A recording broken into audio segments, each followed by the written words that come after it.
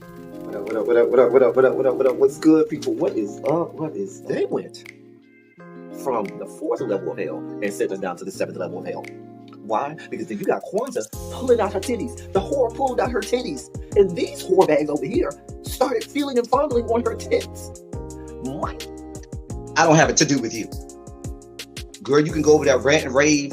Girl, you can shake all your rainbow bright hair all you want, dear one. I'm not doing this. I'm not doing this with you, dear one. I'm not doing this with you, dear one. I don't have nothing to do with you, and I'm done. Baby, you can scream my name from the rooftops from now till Jesus come back. I'm done after this. Introduced to Tick's meat. Do you see what I see? Did y'all really hello, casting, wardrobe, y'all let him roll up out of wardrobe with these pants on, giving us all of this, thinking we were not going to see it? We have been waiting with bated breath and anticipating all season long for the slightest glimpse, and y'all just put it out there this episode in all of its magnificent glory. Listen, that young man said, baby, you ate on this first date, you giving up the cooch on the first date, okay? Well, you gonna run me my coins. Run me my cooch or run me my coins. Run me my cooch or run me my coins. Run me my cooch or run me my coins. That's how I do this song.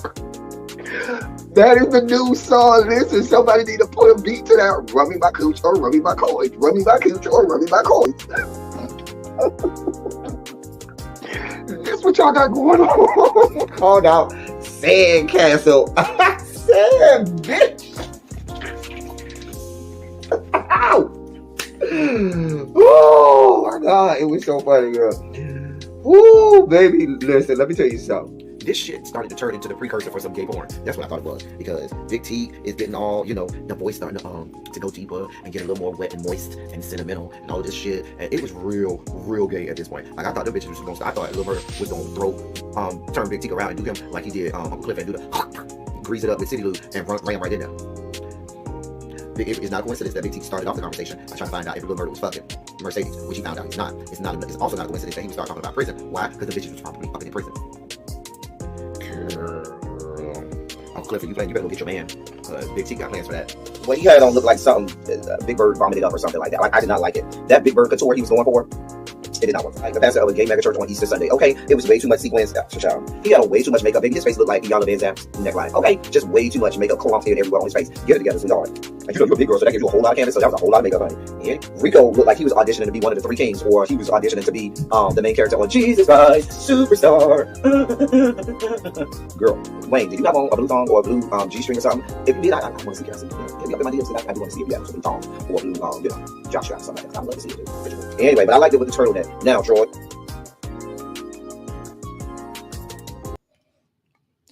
Well, hello, people. Hello. Let me make sure my head is all right.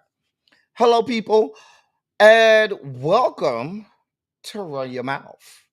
I am L Teddy27, and we are here for Run Your Mouth to give you today's news and the headlines centering around politics. But we're here to give you news that you could use and all of that good stuff. I'm excited. We have a lot to talk about today. We got a lot of politics to talk about. We got a lot of celebrity news and stuff to talk about as well. So it's a lot going on, y'all. It's a lot going on. Nevertheless, I'm here to break it down like only I can, like only we can, and we're going to make it do what it do around these parts. Okay? Listen, I already know. I'm not going to even try to sugarcoat this shit for y'all. I'm spiking out today. The first story, I'm losing my goddamn mind. I'm spiking the fuck out. So just know that. Just know.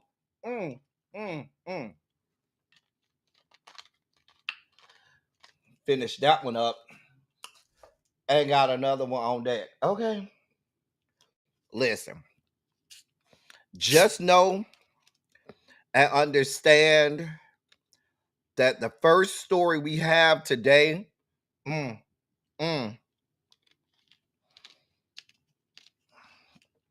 I lose it and start to spike out, understand that I warned you that I was going to lose my mind. I'm going to try to keep it together.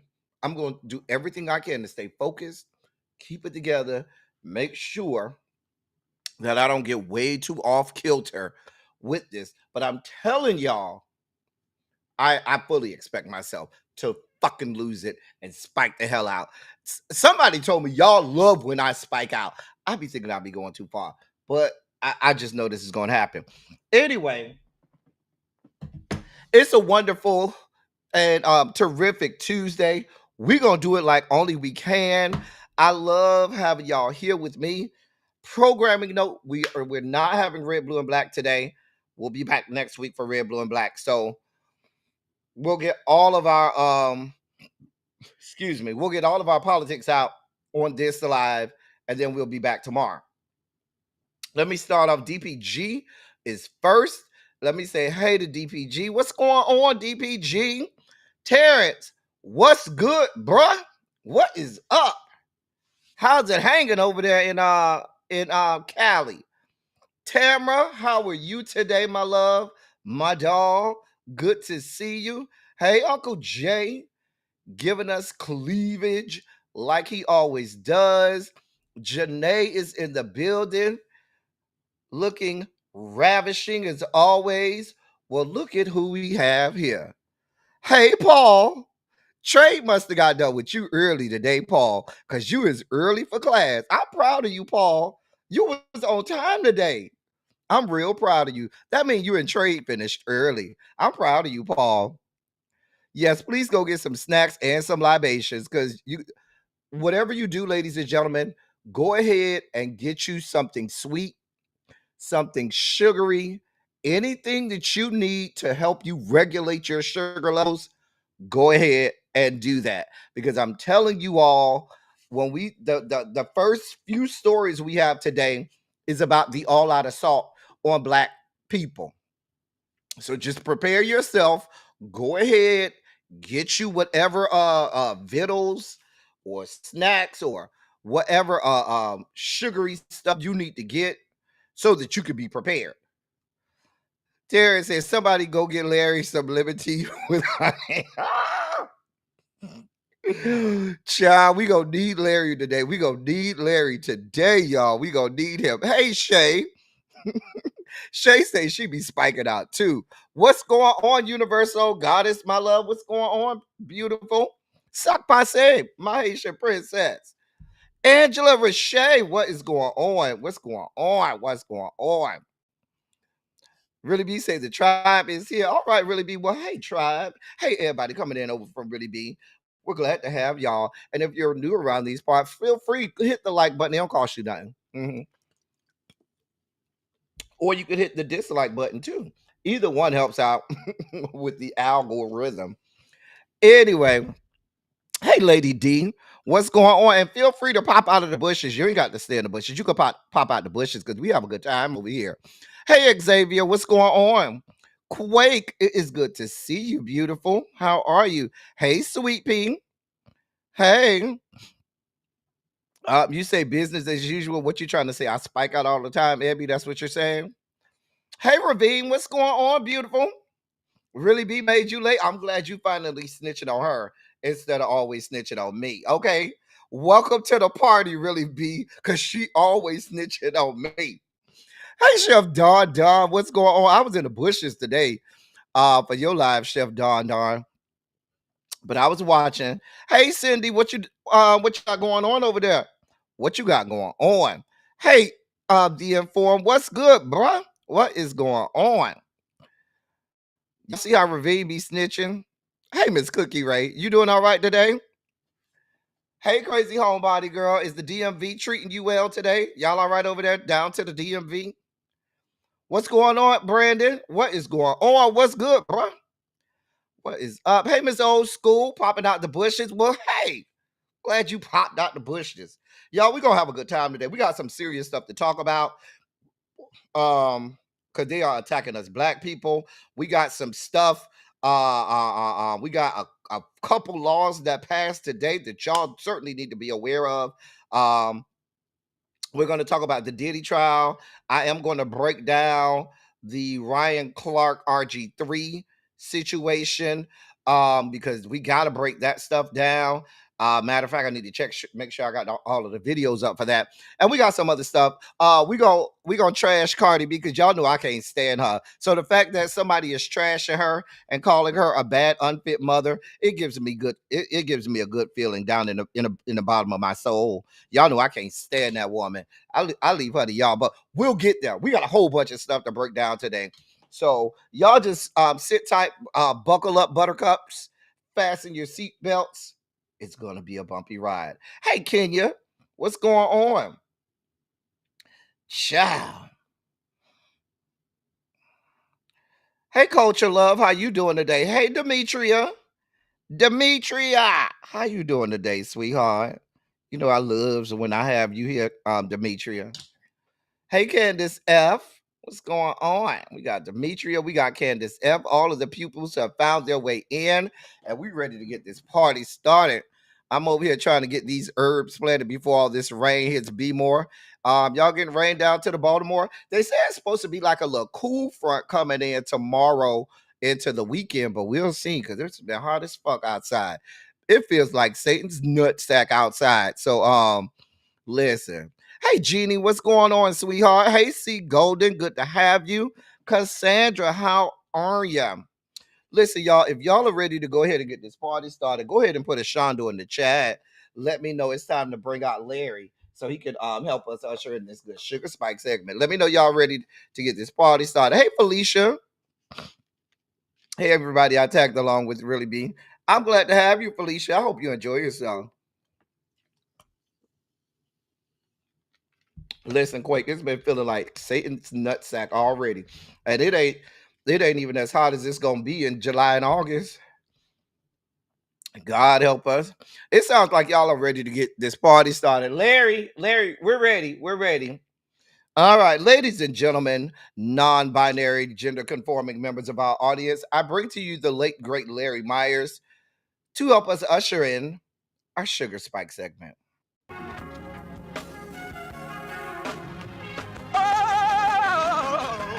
Oh, God. You see, this is the part that I like. Major Sugar Spike. So long, well, I want to fight. That he gave his only begotten son. Major Sugar Spike. And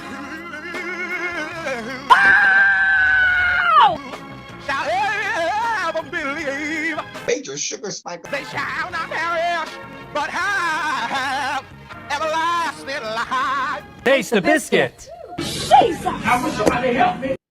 Jesus. Thank you, Larry. You always coming in the clutch. Thank you, Larry. We have some things to talk about today. Listen, y'all. While huge swaths of the black delegation and the black diaspora were on vacation and they were on the whole this ain't our fight train, and they were all on the we'll see y'all in 2026 or 2028 or whatever they had going on. While that was y'all were doing that, these people started their plan because they have an all-out attack on black people all over this country. And if you thought it was just regulated to us common citizens and those of us down here just regular people, oh no, they have now began to attack, our politicians and those people that we have elected to represent us and to be our voice in the halls of Congress. And we have to talk about this stuff, and we have to break this down, because if we're not protecting our own, nobody else is going to protect our own. Now, if you all recall, let's do the backstory for those people who may not remember the backstory. Remember last week we had Mayor Ross Baraka of Newark, New Jersey. he was arrested outside of the ICE detention facility. Along with him were 3 representatives. That was Representative Bonnie Watson Coleman, Representative Lamana McIver, and Representative Menendez. I don't know why I can't think of Representative Menendez's first name right now, but Representative Menendez. All of them are out of the state of New Jersey. Now, at the time Ross Baraka was arrested, and everybody was shocked that happened. The Department of Justice and the Department of Homeland Security, namely one of the Department of Homeland Security spokesperson, Tricia McLaughlin, she had began to say that y'all could soon see representatives of Congress arrested as well. Now, Representative LaMonica McIver, who you see there in the red jacket, a skirmish ensued where these ICE agents and law enforcement tried to rough up the Mayor Baraka, as well as Representative Bonnie Watson Coleman. Now, Representative Bonnie Watson Coleman is like 81 or 82, like 80 or 81 years old, somewhere around there. So Representative LaMonica was making sure that people were surrounding Mayor Ross Baraka and Representative Bonnie Watson Coleman. During all of this, on the video, you can see one of the police officers push LaMonica McIver in the back, and they start to try to rough them up. Meanwhile, Republican people started to say that these members of Congress were body slamming law enforcement, which was a lie. Hey, Tanya. Hey, Montrez, what's good, bro? I saw you come in. And hey, Tracy W. Hey, everybody coming in. So all of that happened, right? Now, meanwhile, these 3 Democratic representatives have oversight over any government agency and have the right at any time, announced or unannounced, to go in and do government oversight if they should see fit. That is their job. That is what they get paid for. But you have the actual Department of Justice that says, no, that's not the case. So that's the backstory. What happens last night? Well, here we go.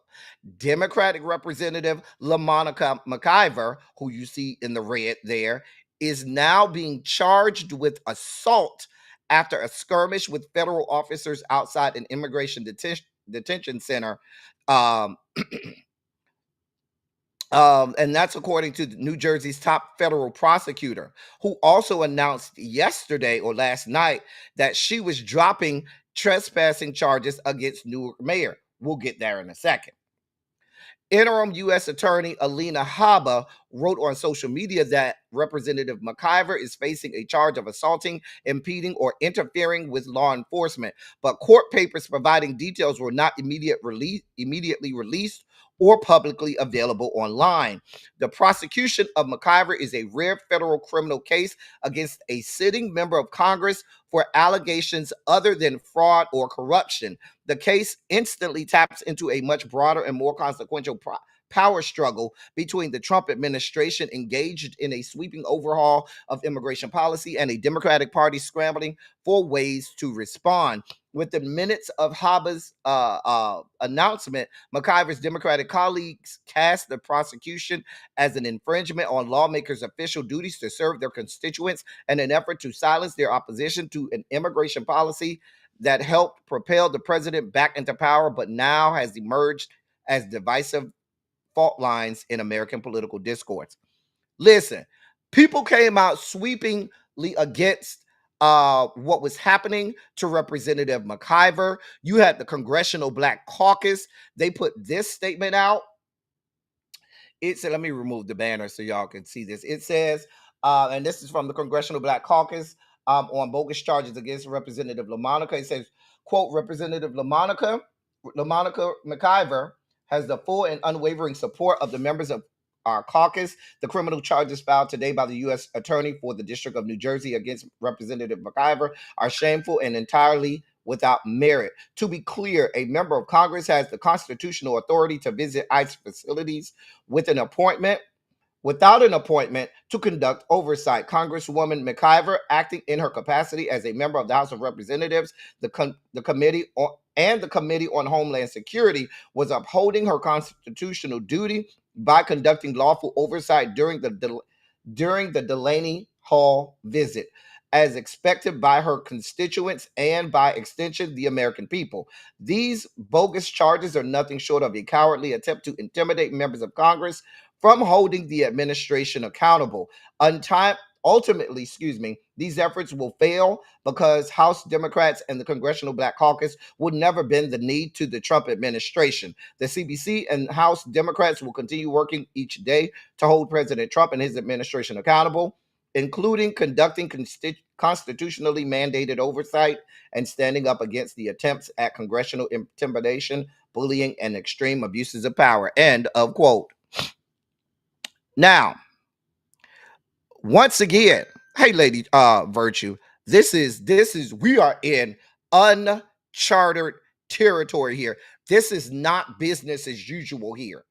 You literally have members of Congress doing their constitutional duty, but because it is antithetical or deemed adversarial by this administration, they are using the Department of Justice to try to go after members of Congress.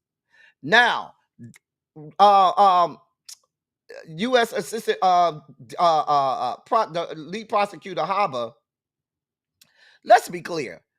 U.S. Attorney Alina Hobbs, this ain't her.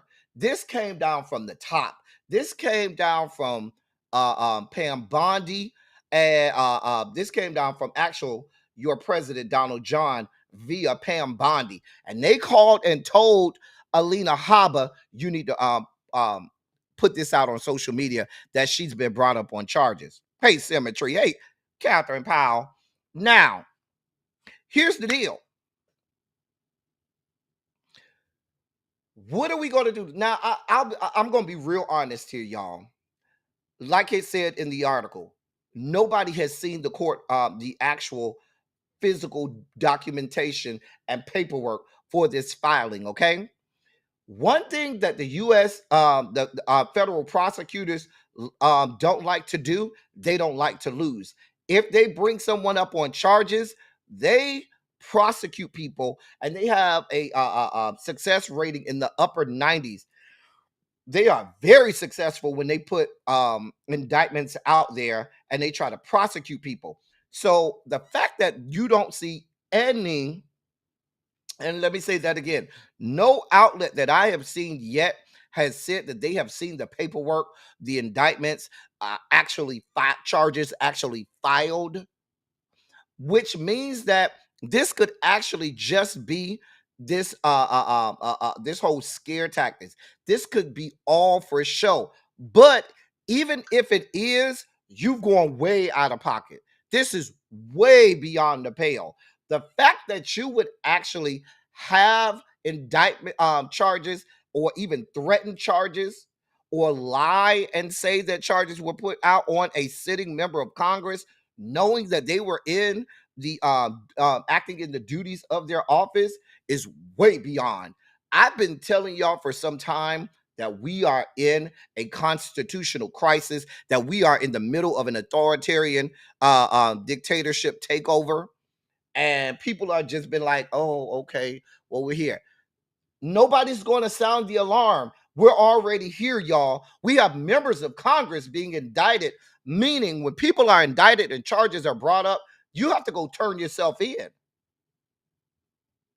Ras Baraka, when they arrested him, had to go turn himself in. But we'll get to Ras Baraka in a second. Let's be clear. I'm trying, y'all see I keep pausing, right? Because I'm trying to dial it back. I'm trying not to spike out. But let's be clear.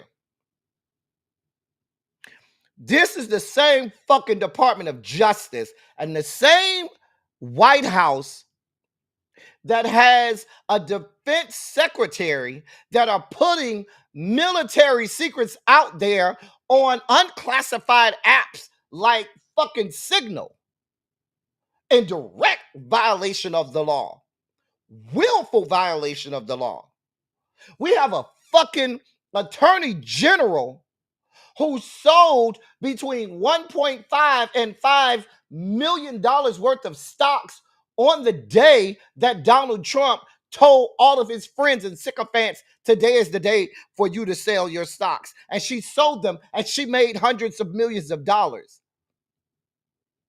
But we have no indictments or charges on her. No indictments on charges on your defense secretary, who, mind you, in that same chat, who were also violating law. You had your Secretary of State, you had your Chief of Staff, you had your DNI, Director of National Intelligence, you had your National Security Advisor. You have the fucking Defense Secretary having group chats with his wife and her girlfriends and his little high school and college buddies, giving out sensitive military details. No charges, no indictments. Hell, let's go even further, because y'all thought that little dust up at Delaney Hall Detention Center was bad. We had a whole fucking overthrow of the goddamn government in the goddamn Capitol, where they spread fecal matter all over the damn walls, where they were threatening to kill sitting members of Congress and the goddamn vice president. And this administration pardoned those people and said, nothing to see here. Everything's good. These are very good people. That's what y'all said. And a sitting member of Congress, a black woman doing her job, not only is she a member of Congress, which gives her oversight over this, she's also on the Committee on Homeland Security, which has direct oversight over anything involving the Department of Homeland Security, which ICE falls under. And you want to have her indicted? This shit is out of order. We are way beyond the pale at this point. We are way beyond the pale. We have gone way beside ourselves. We are in the middle of a government takeover. This is happening. And let's be clear, more than a government takeover, I need us, hey, black people, come to the whiteboard, black people. These people are telling you in your face, we don't want no parts of y'all black asses. It's white, white, and white. That's it. If it ain't white, it ain't right. They are telling you that. They're not being quiet about it. They're being very open about it. They are arresting black members of Congress and black mayors to let you know that they are serious. All the while, white people who actually try to overthrow the United States government are given pardons and told it's okay. These are good people. The fact that these people, your president, is mulling over whether or not to pardon Derek Chauvin should be the clearest indication of where we are. And so while you people are sitting back talking about this ain't our fight, we chilling right now, there's nothing to see here, there is an all-out attack, not just on the government, but on everything that is black. Please be clear. The Voters' Rights Act of 1965, the Civil Rights, the Fair Housing Act of 1968, the Civil Rights Act of 1964. All of those things have been gutted. They are gone as we know it. And people are sitting back saying, this ain't our fight. And by the time y'all realize that we're in the middle of a fucking burning building, it's going to be too late. Now, as angry as I am about this, I want y'all to see the response from the Democratic leader of Congress. I want y'all to see this shit. This is the shit that pisses me off. Just got word that LaMonica McIver, a hard-working member of Congress, has been criminally charged by this corrupt Trump administration. What the F is wrong with you? Congresswoman McIver didn't commit any crime. It's clear to me that she was there doing her best to try to protect Congresswoman Bonnie Watson Coleman, who's an 80-year-old cancer survivor. LaMonica and 2 other members of Congress were there conducting a constitutionally protected oversight visit. The charge against LaMonica McIver needs to be dropped. It needs to be dropped immediately, and we're going to make sure that every single person responsible for this corrupt abuse of power and egregious overreach is held accountable. Let me help you understand something. I almost fell asleep watching that. Where is the fucking sense of urgency? Because an attack on a black congresswoman like that is equal to an attack on our very own mothers, wives, daughters, sisters, nieces, grandmothers, aunts. And you over here, oh, the attack on No! Where's the fucking sense of urgency? You should be fucking foaming at the mouth. You should not have business as usual. If Congress was not shut the fuck down today, it is a problem. Y'all should have walked in the fucking chamber of Congress and lost y'all fucking minds. And this is why you people can't win shit. Because the fact that you allowed this to happen and y'all didn't shut every part of Congress down today is a criminal act in itself. You over here with these meek and mild-mannered, no. Everything about the workings of our legislative branch should have been shut the fuck down. I would have took over the whole floor of the House as well as the Senate, because you cannot allow this kind of stuff to continue to go. And when you have responses like that, they're not going to give a damn. They're not going to take you seriously. Hell, we don't want to take you seriously because you don't seem that bothered. You seem like it's just another day at Congress. Oh, this is just another bill we just happen not to agree with. Oh, there's really nothing to see here. What the fuck was that? I'm just so beside myself. I literally saw that last night and thought I was going to lose my goddamn mind. I told y'all, these people are not built for this. They're not built for this. They're not built for this shit. Because please be clear, there are parliamentary procedures, mechanisms, and ways to shut that bitch down. And they're over there trying to play nice with people who don't play the fuck nicely. They're over there trying to play nice with people who don't play nicely. And you over here just like it's business as usual. I told you, get rid of all of their asses. The whole Democratic caucus, get rid of all of their asses, because the fact that every sitting Democratic member of Congress is not on every television station in front of every microphone known to man screaming from the rooftops, the fact that they haven't held up the halls of Congress in dissent and in protest and are just going about the day like it's business as usual is beyond my level of comprehension. And what that tells me is this is why people seem to believe that y'all just the fuck in cahoots together. Y'all don't give a damn. The leadership of both parties are just self-serving and here just to line their pockets with the money from special interest groups, from large conglomerates, from other lobbyists and other things. They're just here self-serving to self-serve themselves. You people give no inclination or indication that you are truly here for the betterment of your constituents at all. Because whatever the fuck that was, I don't want no parts of it. None at all. I hear you, Magical Mermaid, good cop, bad cop. We are not at the good cop, bad cop stage.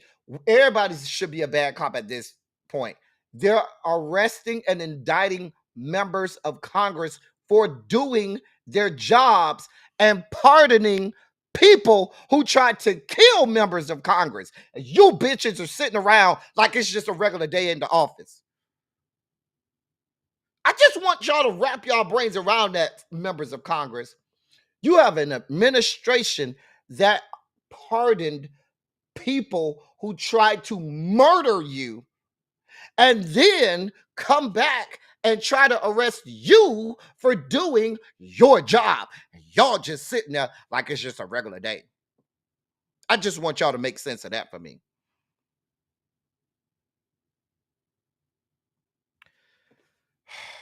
Let me focus. Let me reel it back in. Dial it back, L Teddy. Dial it back. All right.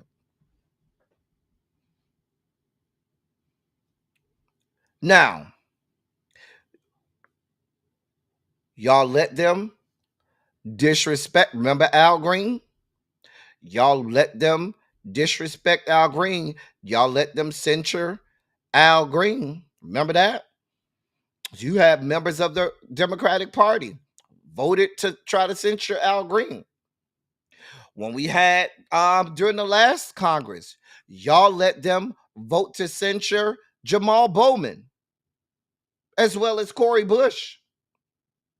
Y'all weak, feckless, puss-ass Democrats sit down and just go straight Bohica. Bend over, here it comes again. And now you think all of a sudden you could put the toothpaste in the tube?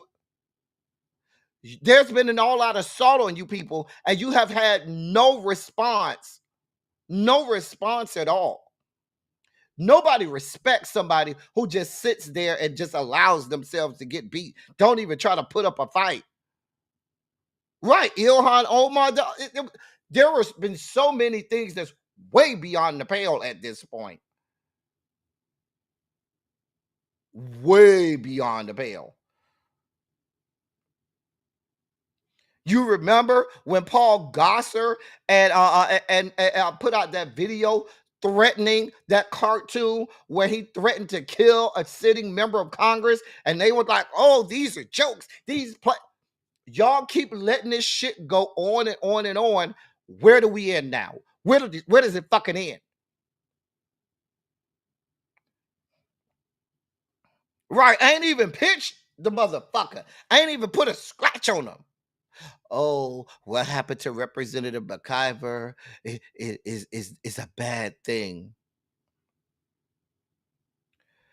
Let me move on. In this same story, so conveniently, right, Magical Mermaid, while conveniently, this same U.S. attorney, Alina Habba, dropped all charges against Mayor Ras Baraka because you had no reason to arrest him anyway. Literally, this is all for show. This is all for the cameras. This is all for the headline. This is all song and dance. Excuse me. This is to test the temperament of the opposition. Let's see how much we can get away with the other party. Let's arrest the mayor, the Democratic black mayor of the largest city in New Jersey, who's in the middle of a gubernatorial race. Let's indict this black woman who's a sitting member of Congress doing her job. Like I told you, they've been testing you bitches. It's not going to stop. Hakeem Jeffries, you think they're not going to come for your black ass? You think so? You think you're safe? You think you can get away unscathed? Because you want to be cool, mild-mannered, and play their little game and show decorum. And if I say, yes, sir, boss, and no, sir, boss, they'll look past you. That's not their MO. But they had to drop all charges against Mayor Ras Baraka because they had nothing.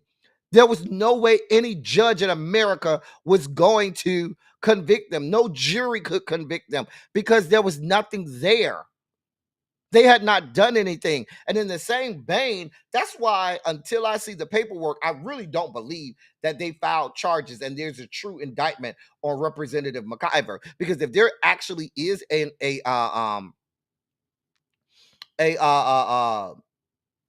charges and an actual indictment, she has to go turn herself in. And and that's public records. An indictment is public records, and nobody, no news outlet, nobody nowhere seems to have it, right? I'm just trying to understand where we are, but this is all testing the waters, trying to see, oh, they let us get away with that. Oh, they're not going to put up that much of a fight. Oh, they're not going to scream from the rooftops. Oh, they're not going to shut down the floor of Congress for this. And we could just get away with that. Okay, great. Well, let's try the next thing. Y'all see how it keeps going further and further and further? Where now we have fucking sitting members of Congress that are alleged to have been indicted and brought up on charges for doing their job? Hero! Hero! Hey, hey, hey, hey. Well, thank you, Hero. Now, I'm glad that they had to drop these charges on drop all charges on Ras Baraka. He has primaries coming up. I believe in like 2 weeks is the primaries in the great state of New Jersey, and he's in the middle of a gubernatorial run trying to win the Democratic nomination for the governor of New Jersey. He is. He is. In more news on attacks on Black politicians, here we are. The U.S. Department of Justice is opening up a civil rights investigation into the city of Chicago. It said in a letter to the mayor's office yesterday. The DOJ is specifically looking into the city's hiring practices. This comes after Mayor Brandon Johnson's remarks at the Apostolic Church of God in Woodlawn on Sunday prompted a barrage of social media posts calling for an investigation. Mayor Johnson shared his vision for the rest of his term, emphasizing education, public safety, and equity. Johnson also said his administration is one of the most diverse in the city's history. Quote, there are some detractors that will try and push back on me and say, the only thing the mayor talks about is the hiring of Black people. No, what I'm saying is when you hire our people, we always look out for everybody else. We are the most generous people on the planet, end of quote. And that's what Mayor Johnson said at the church on Sunday. In a letter to the mayor's office, the DOJ says Mayor Johnson's comments highlighting the number of Black officials in his administration prompted the investigation.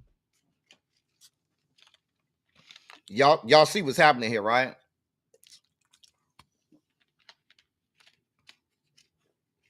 So the fact that he's celebrating that he has Black people in his administration, that is enough for you to get investigated by the Department of Justice for these yet to be United States of America.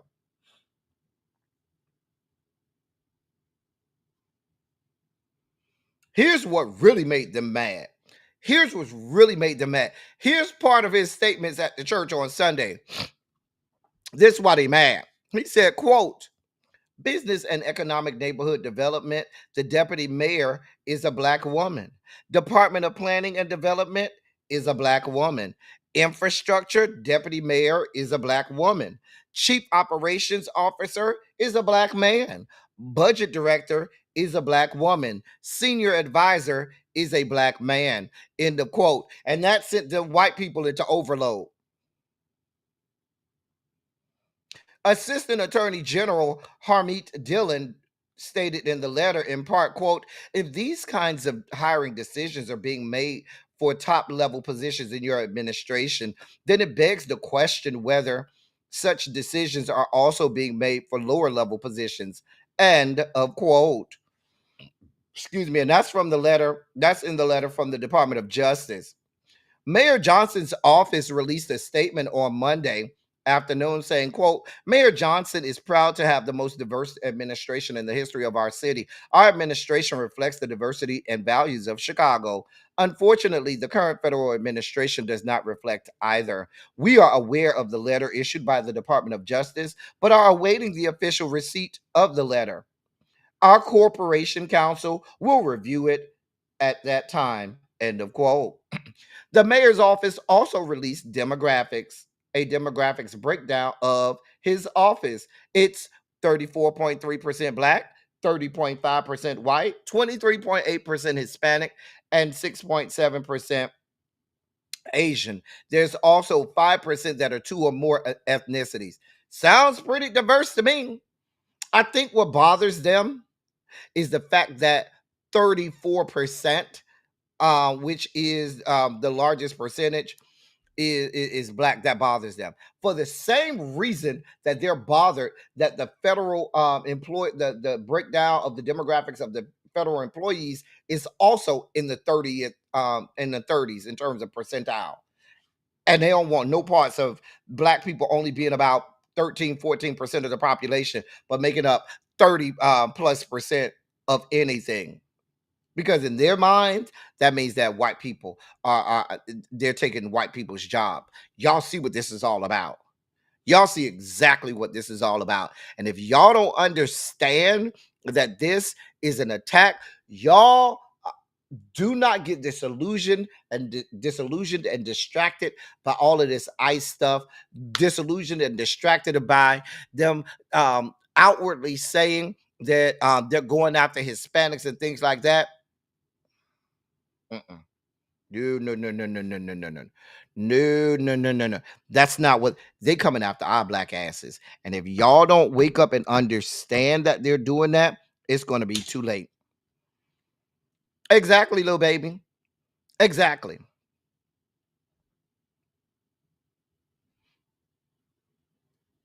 Mm, mm, mm, mm. Because when he was talking about black jobs, he was talking about the jobs that black people were doing in the year of our Lord 1825 and not 2025. He didn't even talk about the jobs we were doing in 1925. He's talking about our black jobs to him are the jobs that black people had in the year of our Lord 1825. And y'all go ahead and do that math for me.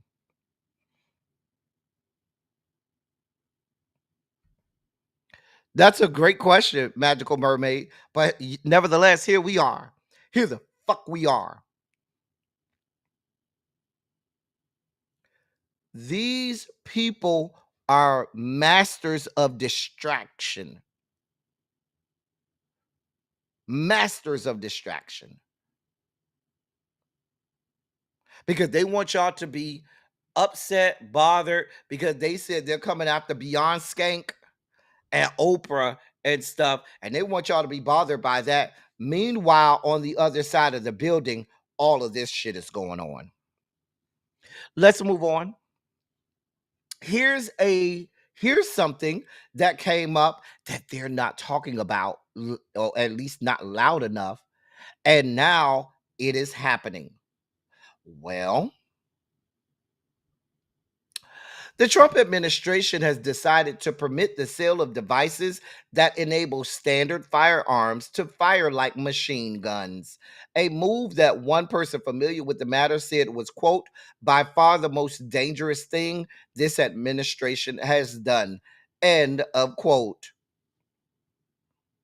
The Justice Department on Friday announced a settlement in a lawsuit brought by the National Association for Gun Rights. The lawsuit challenged an ATF rule banning quote, forced reset triggers, end of quote.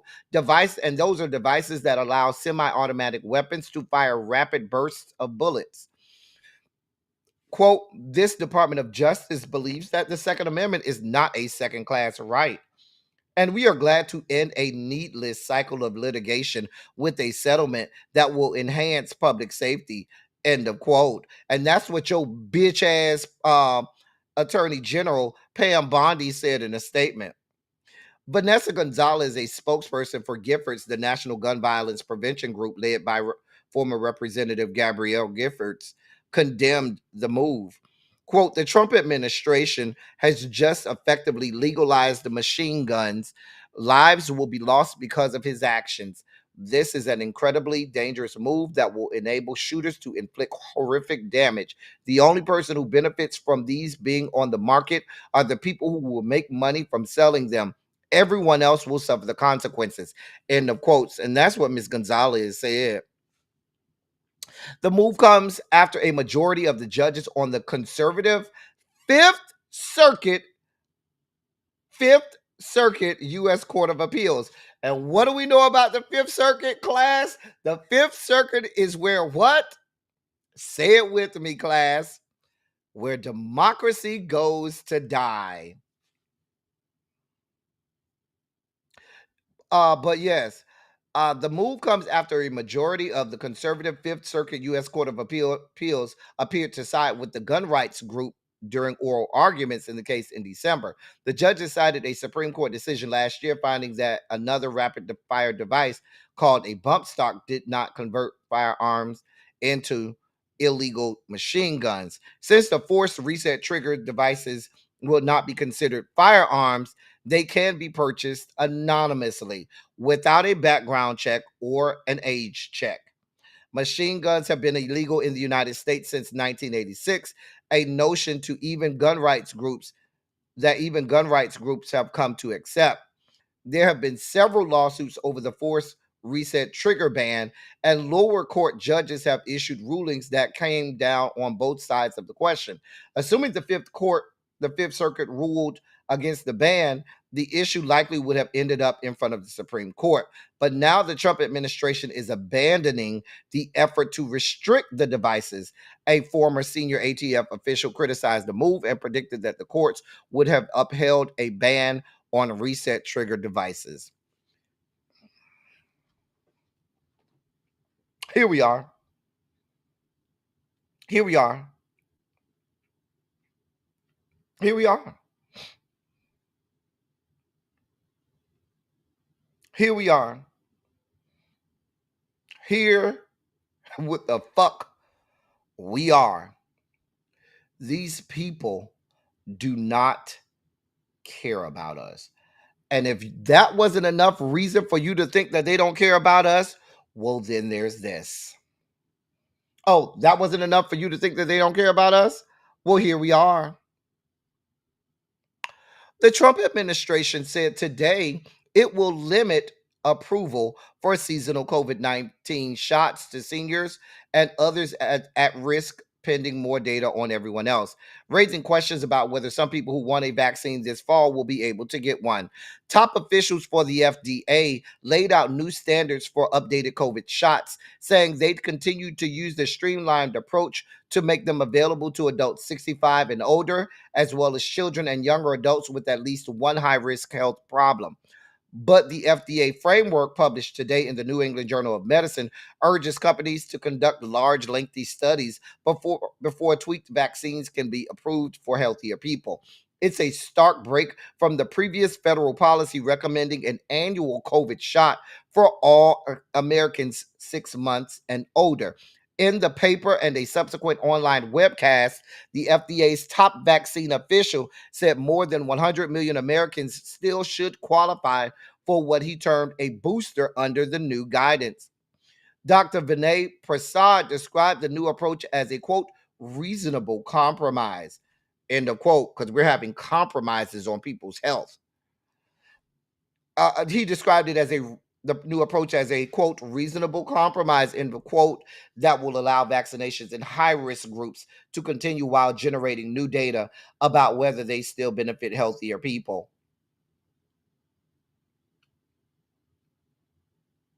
Let me tell y'all what this is about.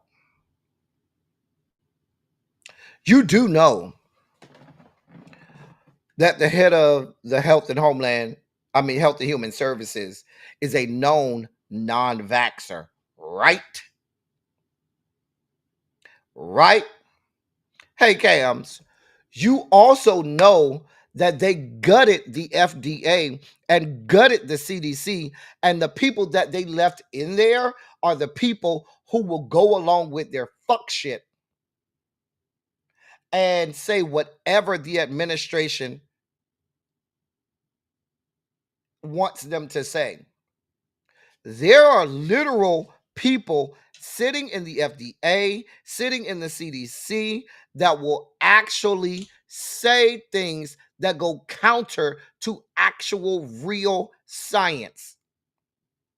Now, medical experts will tell you they have always said for the foreseeable future, Americans will have to get used to having to get COVID boosters just like they get their flu shots every year. Because the thing about the COVID virus is the ability of it to mutate and be able to have variants that are new every flu season or every cold season. So it's something that we have to live with.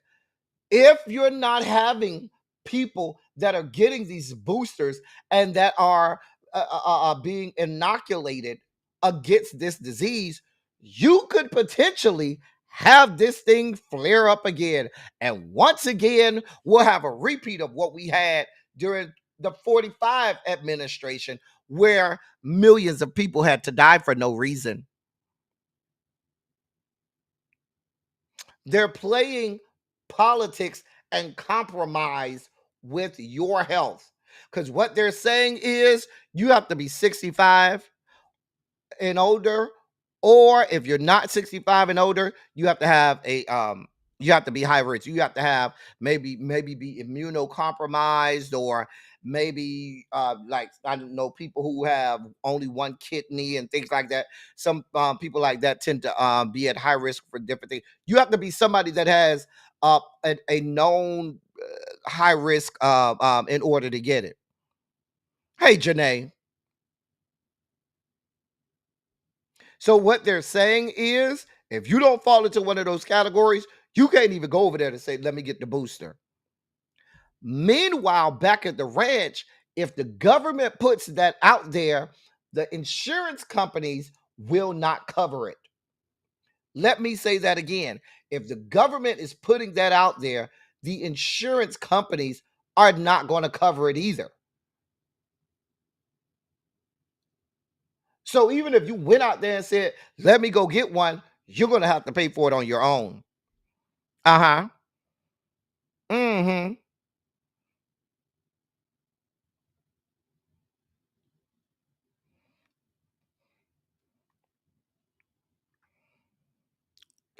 We're here.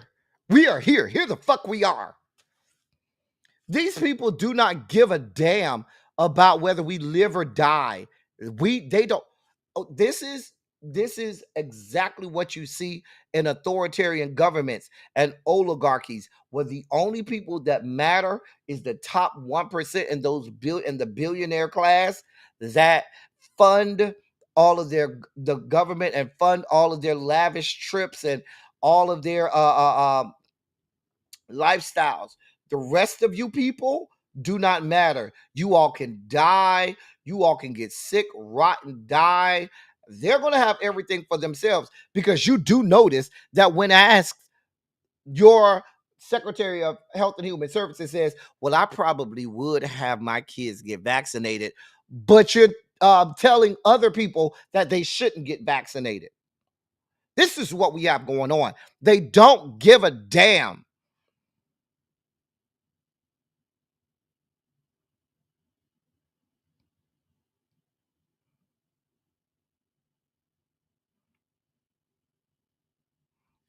I'm just telling y'all. These people don't give a shit.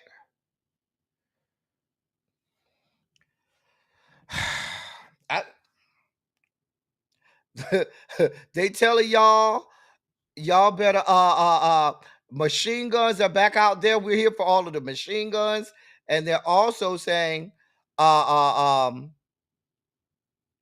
we don't want y'all to get no COVID vaccines. I mean COVID boosters. Yeah. If we don't kill y'all with the guns, we gonna kill y'all. We gonna, if it ain't actual ballistic weaponry, we'll go biological weapons to kill you off. And if you've ever had COVID, COVID is not a nice thing. COVID is not a nice thing. It is not. I've had COVID several times. It is not nice. Um, can I get one of the hall monitors? I don't know who Lania Cannon is, and they're bothering me. Can one of the hall monitors take care of whoever that is? I don't have this type of time. I don't have the type of time. Somebody take care of them, please. Thank you. Whoever this Cannon person is, just take them out. Anyway, well, so remember the other day when they announced that 10 inmates had escaped from a Louisiana prison. Remember that? And so y'all took care of them. Did they take care of them yet? Could somebody confirm that they took care of whoever that Cannon person was? Please, thank you. So now a New Orleans jail maintenance worker has now been arrested and is being held on $1.1 million bond after admitting he turned water off to a toilet covering a hole in a cell wall, allowing 10 men to squeeze through the gap in one of the largest jailbreaks in recent history. So you had 10 men break out of this jail down to the New Orleans, and they were helped by a worker there.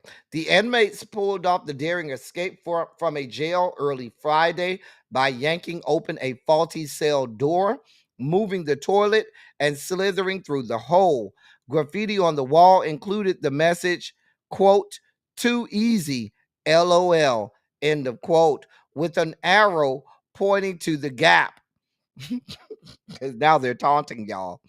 Officials have underscored multiple security lapses, including ineffective cell locks, and the inmates escaped when the lone guard monitoring them went to get food. The absence of the inmates, many charged with or convicted of violent offenses such as murder, was not reported to law enforcement for hours, meaning they had hours to get away. 4 have been apprehended and 6 still remain at large. If you need to know the 6, this is the 6. That's them if you need them. If you should need them. Now Harold and Paul, these are not trade for y'all to go lay up with, okay? Harold and Paul, these are not trade for y'all to go find and lay up with. I ain't got to worry about Xavier. Xavier been being good the last month or so. So Xavier, the only one that's big enough for Xavier may be the one on the bottom left, the little light skinned one on the bottom left. But Xavier don't like face tattoos like that. So I don't expect Xavier to lay up with them. They too skinny for him. But Harold just might take them down, you know. Harold, these ain't the trade you want to go after, okay? Okay. Paul, don't be late to my class because you laid up with one of these pieces of trade. Okay. Even Uncle Jay said ain't none of them cute. I mean, the one in the top right corner, he might be cute. He look like he all right. The one in the top right corner, he all right. Right. Xavier like him rich and old and fat. I'm just saying. Not they all look slow. Child. Child. Listen, I ain't got nothing to do with it. Listen. They got out. Y'all better go find them. Hey, listen. Y'all better go find them.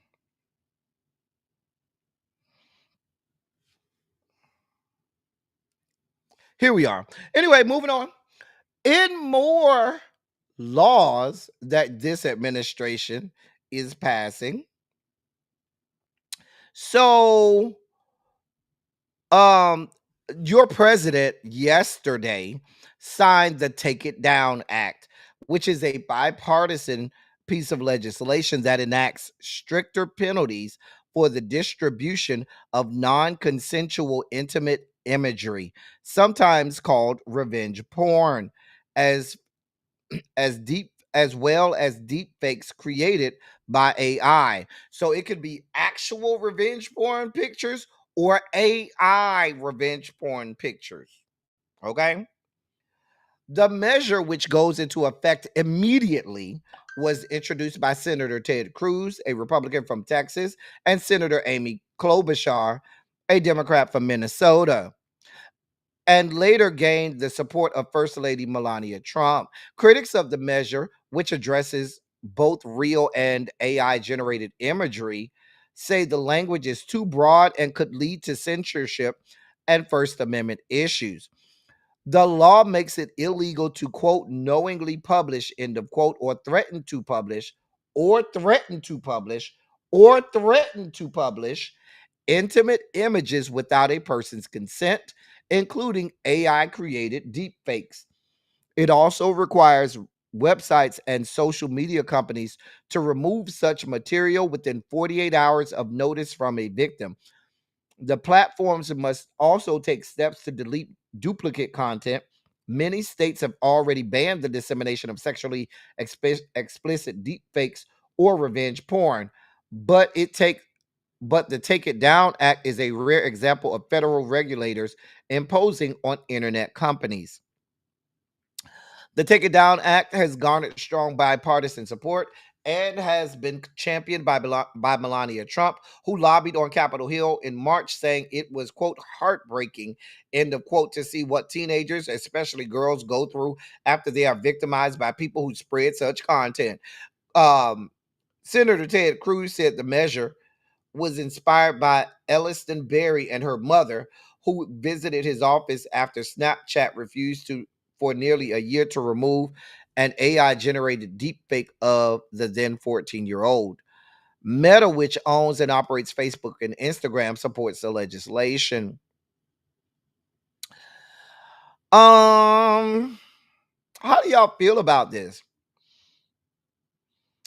How do y'all feel about it? They're saying you could not put revenge porn out on nobody, and you cannot, it can, whether it's real or whether it's AI, you can't even threaten to do so according to this law. Not they did this for Brit. This the Brittany Edie law.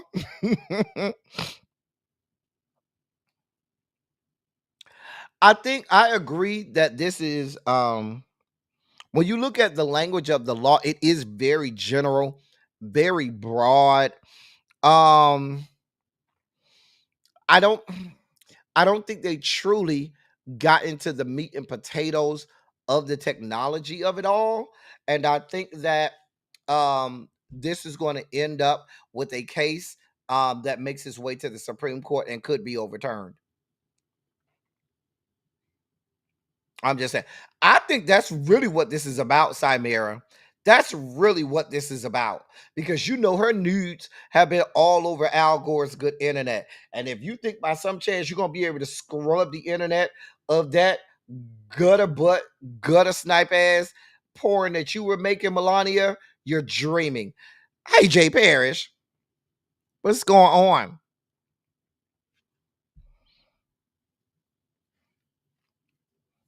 Right. But here we are. In our last sugar spiky story, and we got some good stories outside of the sugar spike segment today.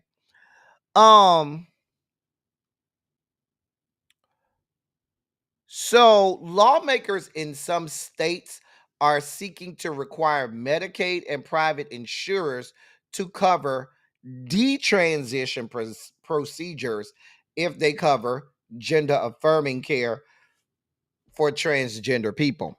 Let me say that again. So lawmakers in some states are requiring Medicaid and private insurers to cover detransition procedures if they're going to cover gender affirming care for transgender people. LGBTQ plus advocates warn that such requirements would increase the costs for insurers and lead many to stop covering gender affirming care. Detransitioning is extremely rare.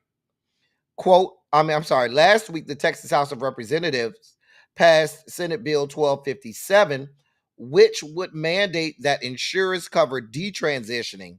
It has already passed the Senate and is awaiting anti-LGBTQ plus Republican Governor Hot Wheels, Governor Greg Abbott's signature. The Texas bill's sponsor, Republican Representative Jeff Leach, said, quote, I've heard of Texans receiving gender transition treatment with insurance coverage, but later being denied coverage when they are dealing with adverse effects, end of quote. Brad Pritchett, interim CEO of Equality Texas, speaking at a rally against the bill, called it a quote tax on trans existence, end of quote. And that's simply what this is. What they're saying is, oh, so y'all gonna cover gender affirming care? Well, you can't cover gender affirming care if you don't cover detransitioning procedures. Now, like they said, detransitioning procedures are so rare. So, first of all, transitioning is rare, especially when you get to the point where you're actually getting medical gender affirming care. But detransitioning is extremely the rarest of rare cases in medicine and highly expensive. So this is a scare tactics. This is a scare tactic toward insurance companies to get them not to cover gender affirming care. That's what this is. This is simply aimed at scaring or pricing out gender affirming care. That's exactly what this is. We see it for what it is. Now, this is happening. Two states where they know it's happening is in Texas, but also in Pennsylvania. There's also a similar bill proposed. A similar bill was proposed last year in Florida, but it did not pass. But in Pennsylvania, Republican Senator Michelle Brooks said that she will soon propose legislation, similar legislation calling for detransition coverage. So we know it's already passed in Texas. It did not pass in Florida last year, but Pennsylvania will soon have legislation that will make its way through their legislature later this year. We'll keep you informed on how this goes. All right. As we do a belly flop and swan dive deeper into the dossier and out of our sugar spike segment, we start off today with some the news that George Wendt passed away at the age of 76. Now, for kiddos who may not know who he is, that's Norm from the television show Cheers. The official cause of death is unclear, but his family has posted on their social media and is remembering him as a quote doting family man, a well-loved friend, and confidant to all those lucky enough to have known him, end of quote. Uh, he was a well-loved character. Norm was one of those, I believe he was in every season of Cheers. After Cheers went off, he had his own sitcom called The George Wendt Show. And but he was on many sitcoms and movies, a well-loved and beloved actor. We, are sending thoughts, prayers, and condolences to his family, friends, and loved ones. That's George Wendt, dead at the age of 76. Nor. All right, it's dear God. Oh dear God. I guess it's that time. It is time for our daily ditty. It's time for our daily ditty. Oh dear God.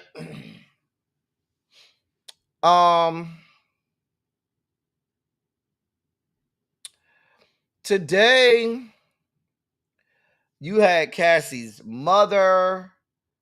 She came up there and she said that, because I'm not going through all of I'm not going through all of it.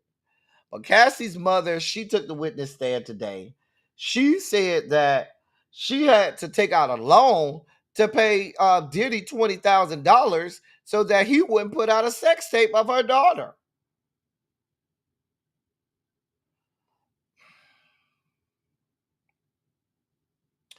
The jury also saw photos that Cassie Ventura took in December 2011 after Diddy beat her down and showed the pictures of her wounds and stuff like that. But she said she had to take out a home equity loan to obtain $20,000 because when Diddy was mad that Cassie was in a relationship with Kid Cudi and threatened to expose the sex tape.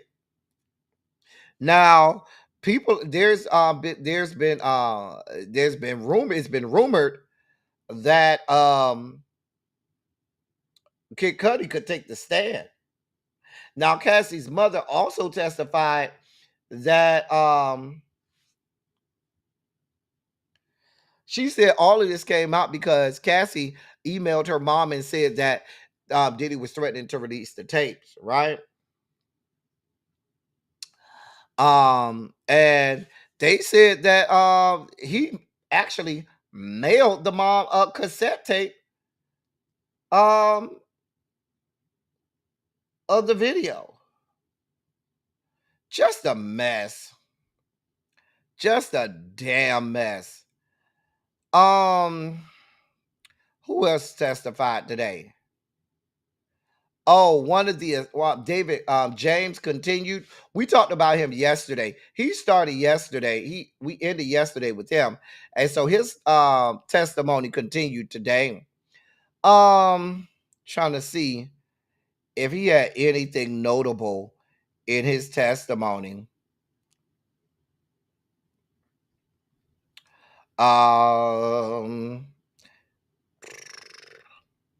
Nothing that I really care about. I'm just being honest with y'all. I'm at the point where I'm like, let me know when y'all come up with a verdict, please. Please. But he said that he witnessed Cassie get beat many times. On redirect examination, he testified that Diddy once asked him to falsely report to the police about an altercation between him and his chef. And he says that Diddy instructed him to say that the chef was the aggressor and hit him first. He said that he didn't want to make a false report to the police, so he drove around New Jersey for a while. When he eventually returned to the house, he told Combs that he had made the report. And they said that this is the same chef, a woman that the assistant had testified that he himself had been in an altercation with in Florida. just a lot of ancillary details and stuff like that. Now, the real salacious stuff came when this man got on the stage. Now, when old boy right here got on the stage, they say that's when shit went left. Now, his name is Sheree Hayes. He's an executive, he's an not executive, an exotic male dancer known as the Punisher. Now, he told the jury all about the first time he had a freak off with Diddy and Cassie, saying that he was hired, that they hired him back in 2012. He says a woman called and booked him for a midnight gig at the Trump International Hotel in New York City. He says he was hired to perform a striptease for a group of people, but when he got to the room, he says it was just Cassie in a bathrobe and a wig.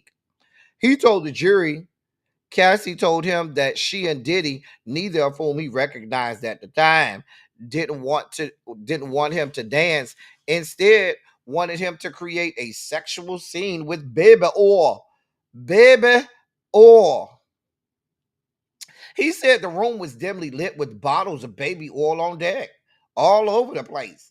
And Cassie told him they would apply baby oil and Diddy would eventually come out to watch. But she did warn him not to acknowledge Diddy when he came out. He says that Cassie handed him $800 at that time. He then says he stripped down to just a towel and he followed Cassie's lead and mimicked what she did, pouring baby oil on himself until he says Diddy entered the room with a bottle of Astroglide in hand. He told the jury that Diddy would give Cassie subtle directions, namely lighting adjustments and body positioning. And then Diddy and Cassie eventually went off by themselves into another room. He says Cassie later came back and asked if he wanted to finish, but he says he declined. And then Cassie paid him an additional $1,200. He said he was hired about 8 to 12 times and he didn't recognize Cassie and Diddy at first, but Cassie had a wig and Diddy wore a head covering that only exposed the eyes. He said on a subsequent encounter, he came into the hotel suite and noticed a message displayed on the TV. Quote, the Essex House would like to welcome Mr. Sean Combs, end of quote. That's what was on the TV. He testified he was a fan of Diddy's and followed him on social media. And after seeing the TV message, he recognized Cassie from Instagram photos. Now, if y'all want to see what this man is working with, here's a video. Apparently, that's a YouTube video of him dancing or whatever. I'm sure somebody may want to see it. I mean, for research purposes, I don't know.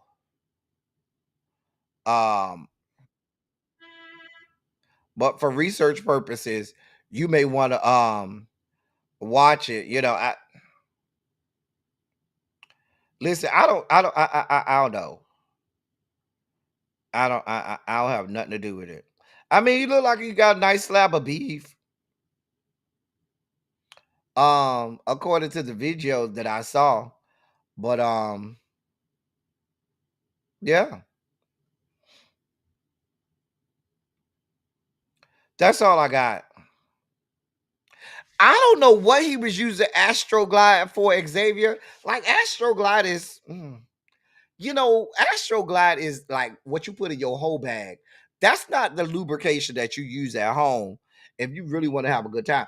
That's what you put in the whole bag. Like if you know, when you got a little whole bag that you could just pick up, it got condoms, lube, you know, mouthwash, baby wipe, you know, what you have in a whole bag, you know, condoms, lube, mouthwash, baby wipes, maybe a mask, you know, maybe one of the masks, depending on what you know, maybe even some of the latex gloves. You know, you have but you can carry it in a little smaller whole bag, and you only get the little small Astroglide, not the big one. This gives me that Diddy had the big Astroglide. I don't know. Listen, I ain't got nothing to do with it. At this point, let me know when you have a verdict. Moving on.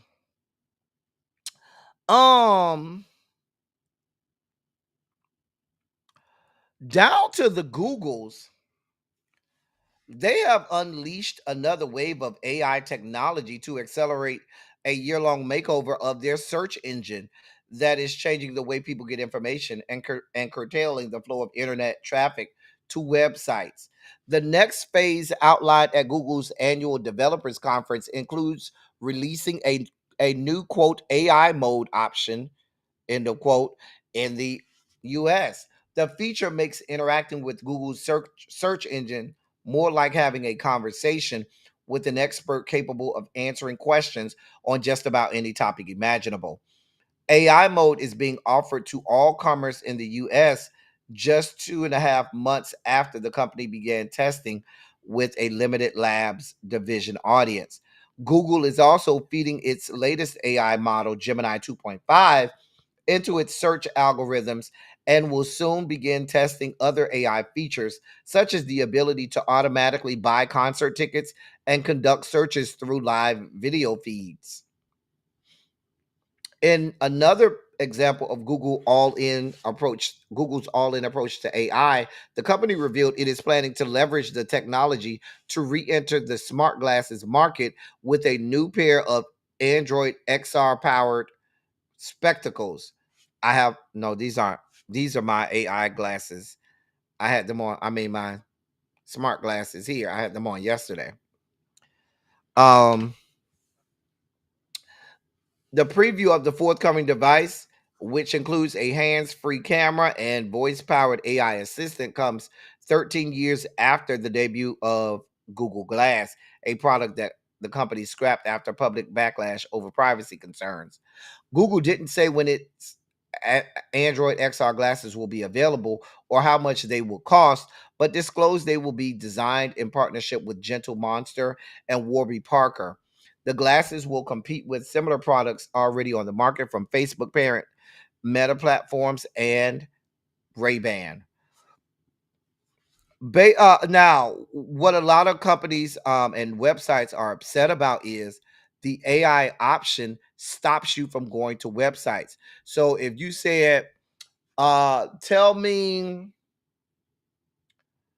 what year Diddy graduated from college, instead of the search engine giving you options for websites to go to, the AI feature will just answer your question for you.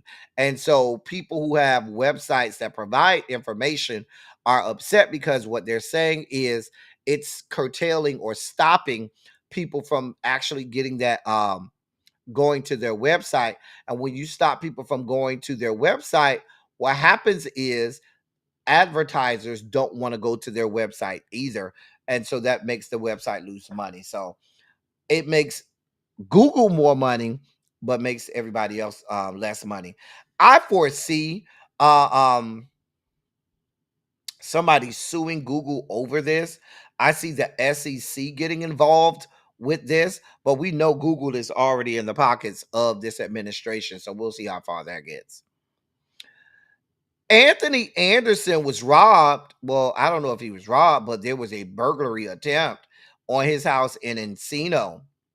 The Los Angeles Police Department is investigating a break-in at his Encino home. 3 men broke into the home Sunday night, but it's unclear if anything was stolen. He told news outlets it was his primary home that was broken into. He said he was at his foundation's fundraiser in Palm Springs raising money for students at Howard University, his alma mater, when he learned about the break-in. Police said no arrests have been made. Listen, y'all out there in California, y'all need to do a better job. Y'all notice this spree of break-ins and burglaries at the homes of artists, entertainers, and athletes all over the place. Yeah. I, so I don't know, get a better security system, I don't know what to tell you. I don't know what to tell you. All right. So we got to break this down, y'all. This is going to take us a minute. Get comfortable, boys and girls. Get comfortable. All right. Get comfortable because, yes, we have to break this down. Yes, the videos are long. I'm telling you up front that some of these videos are long. Now, let me show you the first video. Now, the first video is what sparked this. Now, you got Angel Reese and Caitlin Clark. Okay. Caitlin Clark committed a hard foul on Angel Reese. Angel Reese got up and was about that life and ready to, knuck a few bucks. And she, was quickly separated by teammates. Caitlin Clark received a flagrant 1 foul. And Angel Reese and her teammate got technical fouls, right?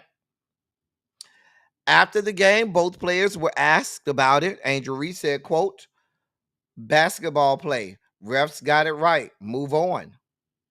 Caitlin Clark, end of quote, Caitlin Clark said, "It's just a good take foul. Either Angel gets a wide open 2 points or we send them to the free throw line. Nothing malicious about it. Every basketball player knows that." End of quote. It sounds real simple, huh? Let me show you the video. Here's the video. Rebecca Allen, too strong on a 3. And look out, Caitlin Clark pushes Angel Reese, and Angel Reese gets right up into. Let me show you again. Here's the video. Rebecca Allen, too strong on a 3. And look out, Caitlin Clark pushes Angel Reese, and Angel Reese gets right up into. Now, if you watch basketball, this shit happens. Somebody commits a hard foul. The other player's like, "Hey, the fuck," they get ready, they break it up. Both players was like, "Nothing to see here. This happens. We moving on." RG3, that's who you see in the middle. Now, Angel Reese, she's on the left, as you can tell. RG3 is in the middle, and on the right is Ryan Clark. Now, after the game, RG3 posted this on his X, formerly Twitter account. Quote, "After watching Caitlin Clark's flagrant foul on Angel Reese and the aftermath, there is no way Angel Reese can continue the lie that she doesn't dislike Caitlin Clark. I know what hatred looks like. Angel Reese hates Caitlin Clark. Not some basketball rivalry hate either. Hate." End of quote. Now, that's what RG3, dude in the middle, said about Angel Reese. Okay? Right, Janae. Oh, it's going to get better. Ryan Clark took offense to RG3 comments about Angel Reese. And I'm kind of with Ryan, like, how you know how that girl feels in her heart? So Ryan Clark on a podcast, had some words. Now, this is a little lengthy, but I'm going to let him cook. Here's what Ryan Clark said about here's what Ryan Clark said about RG3's comments. Here we go. It's kind of lengthy, I'm telling you, but I gotta show it. Here you go. We moved in to being able to read the expressions of a person and know their intent, know their character, know their perspective. But he does understand hate, because I think he also understands the hate of self. When you look at the play, which is all we can speak to as professionals, all we can speak to as analysts, Angel Reese pushed one of her teammates. Caitlin Clark had a hard foul, which is part of basketball. I feel like it was assessed correctly. And Angel Reese's reaction is the sort of reaction you get in a situation when you feel like you took an intentionally hard foul. That's competitiveness. That's rivalry. That's not hate. And so now, though, when RG3 jumps on to the hate train or to the angry train, it now follows along with what we saw from Keith Olbermann, what we saw from Dave Portnoy, as they poured on to Angel Reese to make her the villain in Caitlin Clark's heroic or hero story. Right. The one thing we know about RG3 is he's not having conversations at his home about what Black women have to endure in this country, about what young Black women and athletes like Angel Reese have had to deal with being on the opposite side of Caitlin Clark's rise and ascension into stardom. Now, when you look at it, I think A'ja Wilson is the face of the league. A'ja Wilson is the best player in the league. Caitlin Clark is the most important player in the WNBA. And a ton of her fandom has come along with some racial bias or some racial pieces to why people love her so much. And so now if you're RG3, when is the last time within your household you've had a conversation about what she's dealing with? You haven't been able to do that because in both of your marriages, you've been married to white women. You haven't had opportunities to have those conversations to educate you on what they're feeling, what Black women deal with, what they're seeing when they think of a young Angel Reese. And the whole time that he's mimicking Angel Reese and bobbing his head and moving his neck while he's doing this whole piece, his wife is in the back amening and clapping. And so to me, it's just another situation that now this young lady has to deal with. When I worked with RG3, he would make all of these sort of corny jokes about milk and how much he loved it and how important it was. And he always points out on social media the color of his wife's skin, as if the color of her skin is what makes her special, as if the color of her skin is what makes her a good wife. I've met the lady, I've had a conversation with her. Right. I think she's more than that. But it also leads to what Black women deal with a lot from Black men who have chose to date or marry outside of their race. They always feel like they have to go the extra mile to prop up the woman that they're married or the woman that they're with over Black women by denigrating Black women. I feel like we should have an opportunity to move past that and understand that Angel Reese can be great in her own right, as Caitlin Clark is as well. Caitlin Clark is a likable and lovable superstar. She pays homage to the stars of the past. She pays homage to the Black women that have come before her. And now she is carrying the mantle forward. So there's no need to pin those two against each other and paint them based on stereotypical tropes. And I think this is what I'd like RG3 to know, that no matter how much he continues to echo the microaggressions of racist, he'll be no less Black than me. Hold up. Limitless. And that is his opinion. Now that's RG3 and his wife, his current wife, if you need him. If you want to put a face to the name. That's his current wife, if you should need him. If you should need him. Now RG3 was like, oh, you think I ain't gonna say something about what the fuck you got to say about what I'm doing? And here's his response. Yo, what's up, everybody? It's your boy RG3, and I just wanted to get on here and talk to you guys because there's been a lot of buzz, a lot of conversations about my sports take that Angel Reese hates Caitlin Clark, which was purely based in basketball. But I think all of you know there's a line in life that you just simply don't cross. Wives and children are always off limits, and Ryan Clark has sprinted past that line. Ryan Clark didn't like my sports take that Angel Reese hates Caitlin Clark. And that's fine. It's okay. It's part of the game. Sports media, I'm going to have an opinion. This person might not agree with it. That person might not agree with it. But what you don't do is turn around and personally attack me and my family just because you don't agree with a sports opinion that is purely based off the sport. I didn't make it personal. But what that really shows is just how low of a person Ryan Clark is. But Ryan, you crossed the line, man. You made it personal and some. I really believe there should be no space in sports media for personal attacks. I've said it before. But certainly personal attacks against wife and children have always been off limits. Ryan, you attacked me and my family in a public forum on a level that shows just how low of a human being you are. You can disagree with me all you want. Challenge my takes, but keep my family and my wife out of it. That's a boundary that should always be respected, man. Always. Ryan Clark personally attacking me and my family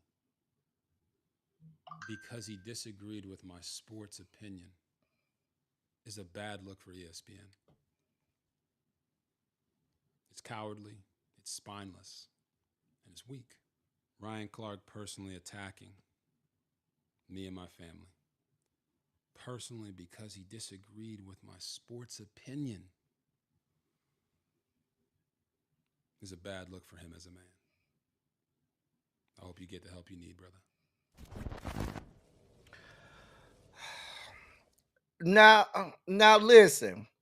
He said that it was just a sports take. No, it wasn't. You went I'm gonna show y'all. Hold on, y'all. Hold on for a moment. I want y'all to see exactly his initial tweet. This is the initial tweet. Just like I read it, after watching Caitlin Clark's flagrant foul on Angel Reese and the aftermath, there is no way Angel Reese can continue the lie that she doesn't like Caitlin Clark. I know what hatred looks like. Angel Reese hates Caitlin Clark, not some basketball rivalry hate. You, sir, started this. You started that, sir, when you said it ain't no basketball rivalry hate. It's hate. As if you were saying that this woman actually has actual hatred in her body and we know what you were pointing to, sir.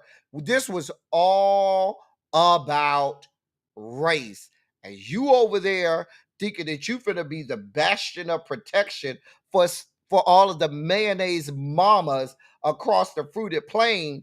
Took that as your opportunity to go and protect one of the ultimate sports mayonnaise mamas. We see it for what it is, sir. Ryan Clark addressed you, and he did it appropriately. Shout out to my frat brother, Ryan Clark, because he gave you everything you needed. Everything you needed. And you could tell it was going down the wrong road, because look at the first 5 seconds. You see how he tried to come off real life. He tried to kind of hood it up. I'm going to play the first 5 seconds of his response, and that's how you knew it was about to be some fuck shit. Look at this shit. Yo, what's up, everybody? It's your boy RG3, and I just wanted to get on here and talk to you guys.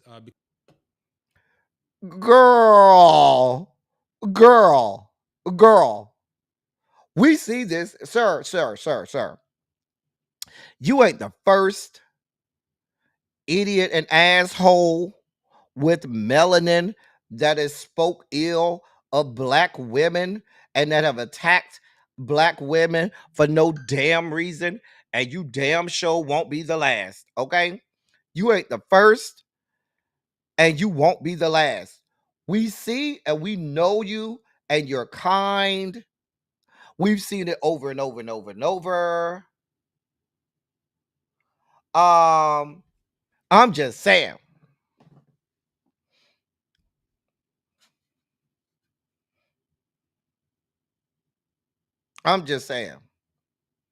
Sir, you ain't shit, RG3.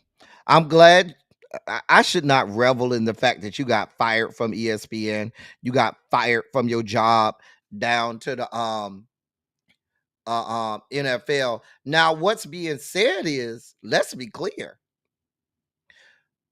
Inside circles are saying that you were let go at ESPN because a lot of people didn't want to work with you, because you was a fuck nigga and a fuck boy that would do things and say things that made people uncomfortable, and you were one of these people. You were the male version of Sage Steele.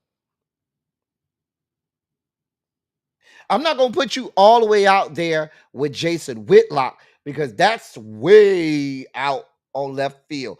But they said that you were like a male Sage Steele, which made a lot of the athletes on set uncomfortable. They did not want to work with you. The black athletes, that is. And you were just not worth it, sir. Not.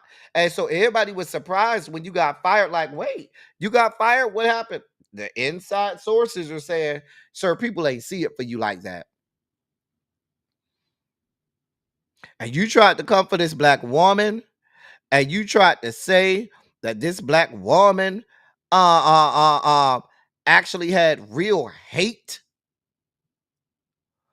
for Caitlin Clark. You can't make that estimation.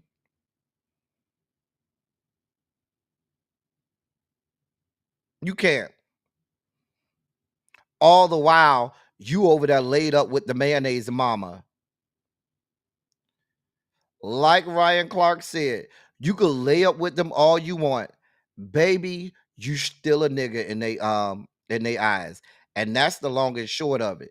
You could try and speak the Queen's English, clean it up. You can go over there and get invited to all of their events and be on her arm. Baby, the first time you make her mad, baby shark, do do do do do. You're gonna be all kinds of N-words. Now. You notice this ain't your first wife. This your second wife. They said the first one through. Let me be quiet. Anyway, but yeah, I wanted y'all to get the context of. Now, I did not play. There was a video that before the Ryan Clark video, there was a video that RG3 did where he kind of explained his tweet. I didn't feel the need to show that because the tweet spoke for itself, and all of your explanations, the tweet was already there. It spoke for itself. And so I didn't feel the need to play that video. And so Ryan Clark's video that I played came after that first video. But the tweet spoke for itself.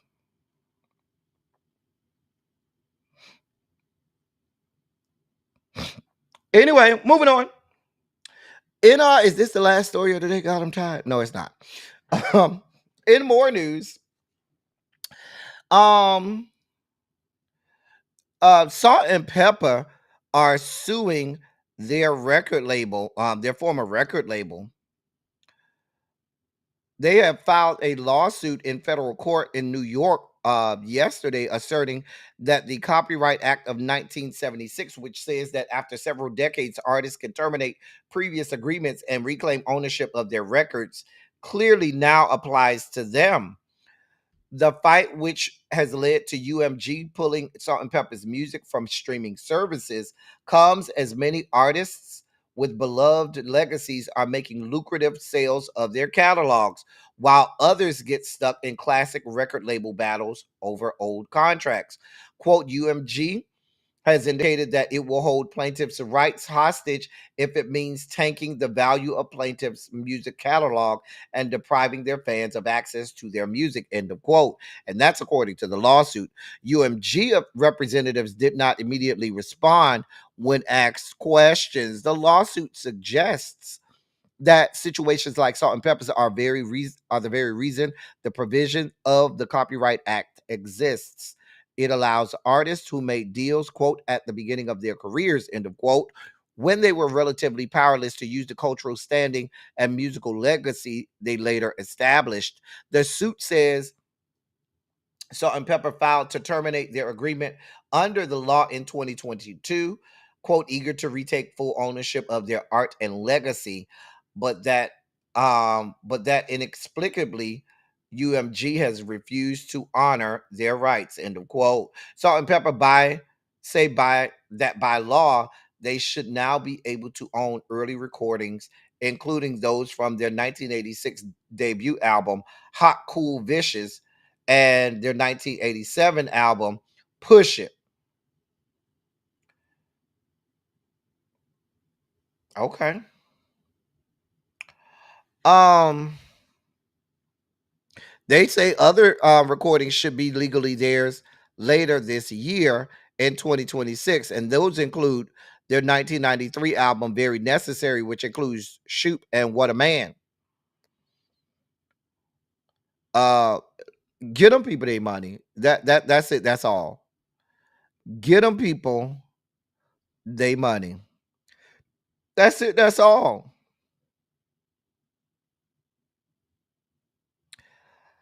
From what I'm seeing, I don't think spin is included. From what I'm seeing, from the info, from the article that I'm seeing, it's just it only has on the lawsuit uh Cheryl James and Sandra Denton, and that's Salt and Pepper. It don't have Spinderella on there.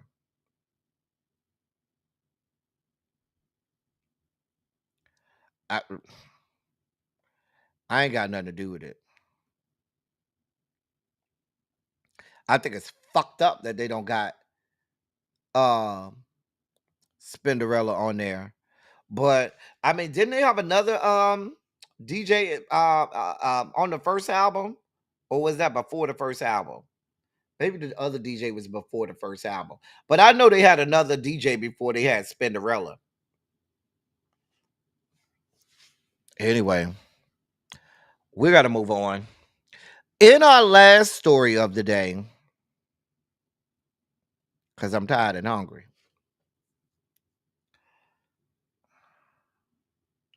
In our last story of the day,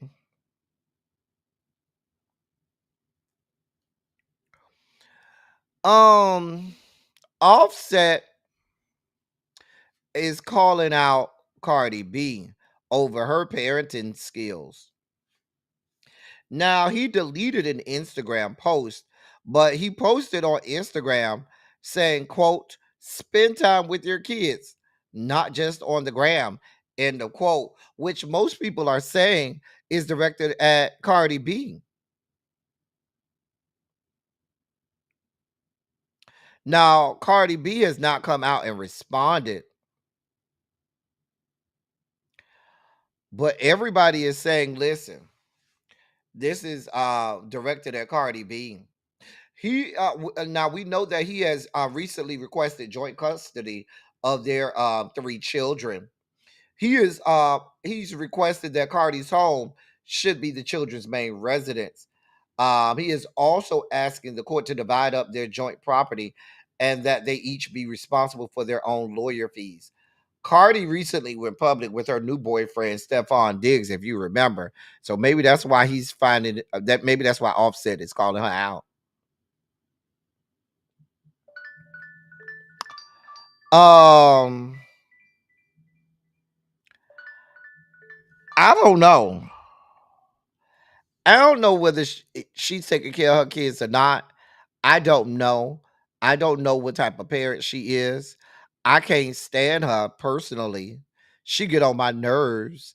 I think she's an unlikable, deplorable, and detestable individual.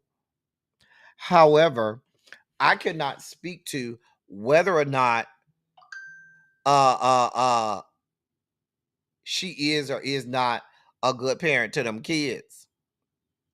I don't think that this helps your lawsuit either, sir, unless you have tangible evidence that she's not taking care of them kids.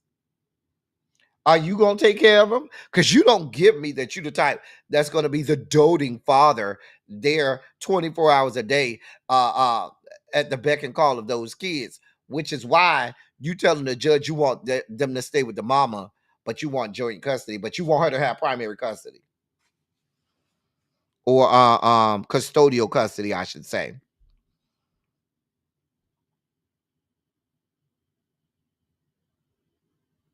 I mean, like I said, Lady D, I think he's just saying this because Cardi B um went public with the fact that she getting her back blown out by fine ass Stephon Diggs. And he mad that he's looking like a walking human cockroach and she getting her back blown out by Stephon Diggs.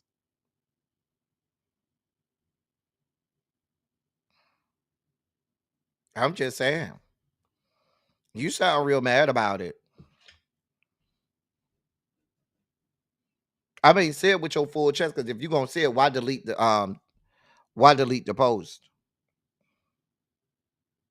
Why delete the post? But the two of them deserve each other. Both of them some ain't shit ass motherfuckers. I can't stand neither one of them. Anyway, y'all, that's the dossier for the day. That is the entire dossier. If y'all enjoyed yourself today, put a 27 in the chat if you enjoyed yourself today, please. If you enjoyed yourself, and if you enjoyed today's Run Your Mouth, please put a 27 in the chat. Hey, lovely 31 Blueprint. Please also make sure that you have clicked the like button or the dislike button. If you should so choose, you can also donate to the platform. Please, we encourage you. Donate to the platform. We try to keep you all informed on things, news stories, and things that's going on that you all certainly need to be aware of. And we certainly want to make sure that we give you the news that you can use. Okay.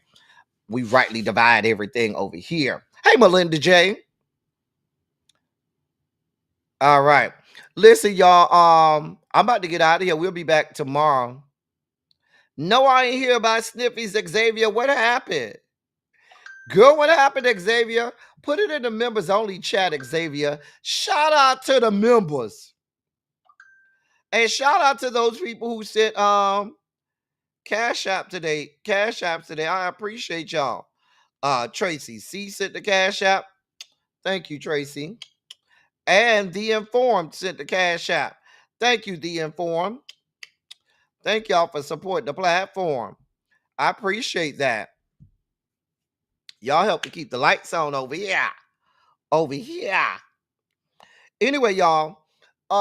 As I always say, I love y'all. I love on y'all. Thank you all for being vocal, present, and active. Thank you for doing what you do. Thank you for any and all contributions that you make to the channel. They are much obliged and much appreciated. Is Really Be going live? Wait, let me check. Do Really Be got a live setup? Can somebody let me know, please? So I can see y'all over there. Cause hold on. Let me see.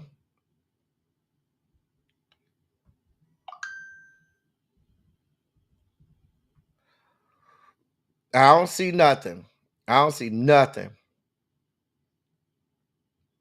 I don't see no live setup for Really Be. All right, then. I guess she ain't got nothing. But yes, thank you all who thank you to all of those of you all who sent over cash apps. Thank you so much. Thank you so much. As I always say, I love y'all. I love all y'all. Thank you all for being vocal, present, and active. Thank you for doing what you do. Thank you for any and all contributions that you make to the channel. They are much obliged and much appreciated. Thank y'all for being over here rocking with me. We will be back here tomorrow. I believe we have a Teacher Project 2.0 tomorrow with yeah, I know she was live before me, Crimson 25, but I know she talked about maybe going live again later tonight. I don't know. But I believe Really Be and I are going to do a Teacher Project 2.0 tomorrow. So look out for that. I will also do a Run Your Mouth tomorrow. And then after the Run Your Mouth tomorrow, we will be celebrating Memorial Weekend. So I will be in the wind for the holiday weekend, and we'll celebrate the holiday weekend. All right. Until tomorrow, that's all I got for y'all. Thank y'all for coming. Y'all drive safely. I'm out. I love y'all. I will see y'all tomorrow.